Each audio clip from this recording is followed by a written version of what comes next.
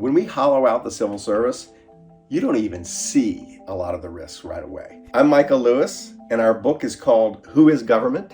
The Untold Story of Public Service. If people take one idea away from who is government, it's to undermine the lazy, sloppy stereotype of the bureaucrat and replace it with a concrete example of someone who's actually doing the work.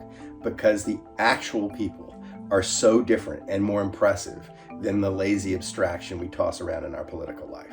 When we hollow out the civil service, you don't even see a lot of the risks right away because there's just a basic misunderstanding of what the civil service is doing. Basically, what most of it is doing is keeping us safe. You are running a risk of pandemics, nuclear accidents, unsafe food and drugs, and unclean air and water. A lot of things you just take for granted are all of a sudden in play, but you're removing essentially one giant safety net from under the American people.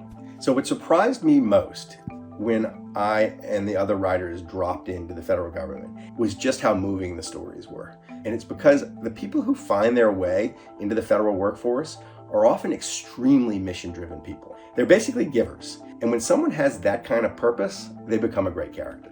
There's this idea kind of afloat that you can sort of improve the government by bringing in business people who are supposedly successful and having them impose their methods on the government.